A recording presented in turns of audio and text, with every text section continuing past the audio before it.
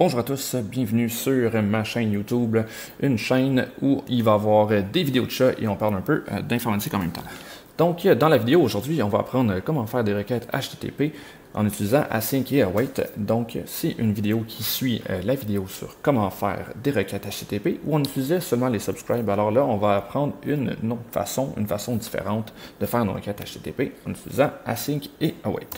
Alors, pour commencer, donc, comme que la vidéo suit celle avec les subscribes, on a ici le même projet qu'on a fini dans l'autre vidéo.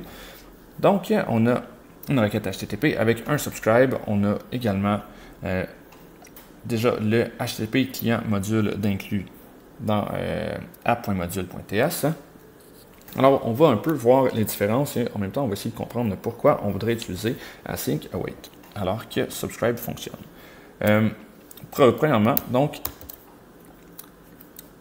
Async Await va nous permettre d'avoir un fonctionnement plus séquentiel, donc qui va peut-être être plus intuitif, plus facile à utiliser pour certaines personnes. Donc, quand on a ici une requête HTTP avec subscribe, donc on a ici le code qui va être exécuté en premier. Code exécuté en premier. Donc, c'est celui-là. Donc, ici, si on fait donc un log, donc console.log ici, donc je suis premier. Et ensuite, ici, on aurait donc en deuxième, donc si on fait un console.log ici, donc je suis deuxième. Donc, pour certains d'entre vous, ça va s'en sembler très évident. Ouais, un subscribe, c'est un callback, c'est normal que ce soit exécuté en deuxième. Mais pour certains, vous faites un peu comme « Wow, mais qu'est-ce qui se passe? Pourtant, il est plus haut dans le code, il devrait être exécuté en premier. » Mais c'est donc le code exécuté en bas qui est exécuté en premier. Parce qu'on se rappelle, on fait des requêtes HTTP. Donc, c'est des requêtes qui vont être asynchrones, qui vont être exécutées sur un autre fil d'exécution qui va prendre un certain temps à être complété, durant que notre application va continuer d'être exécutée ici.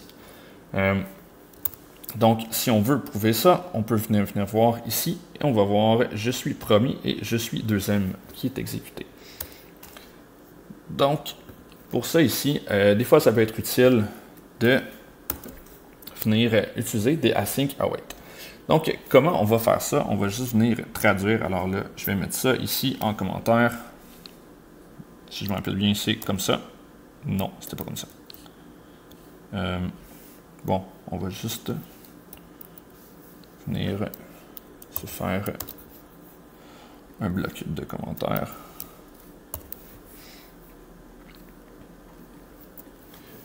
Et voilà.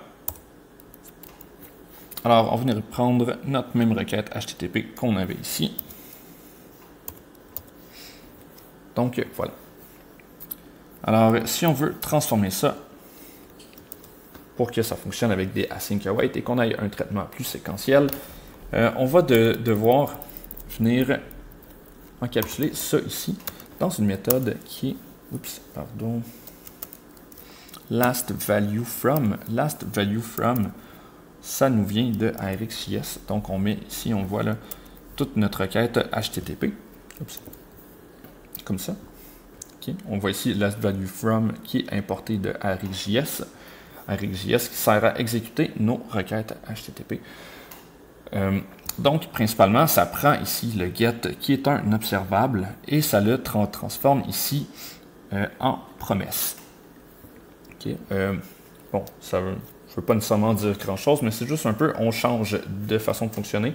Et un observable peut changer de valeur plusieurs fois, donc ça peut être utile pour, disons, regarder l'URL quand on fait du routage, exemple.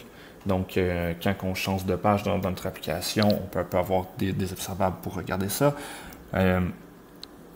Mais donc, une promesse, c'est un truc qui va changer de valeur une fois. Donc, c'est pour ça qu'on dit ici, la dernière valeur qu'on a reçue de notre get.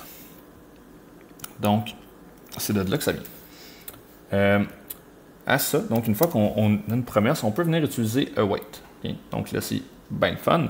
Juste que quand on veut un await, il faut qu'on soit ici dans une fonction déjà asynchrone. pour ça, il faut venir utiliser donc, le mot-clé asynchrone ici.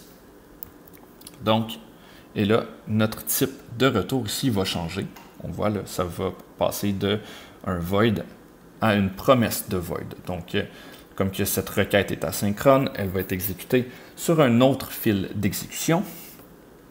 Et même chose, donc on aura un fil d'exécution pour l'application principale, un fil d'exécution pour ici le ng-oninit et un fil d'exécution pour le get.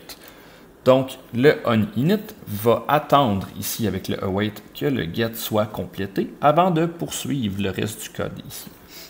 Donc, une fois qu'on attend, on peut dire, si on veut récupérer la réponse de ça, on pourrait ici, on va plutôt faire, on met ça dans une variable qu'on va appeler response. Alors voilà, on va recevoir notre réponse dans cette variable.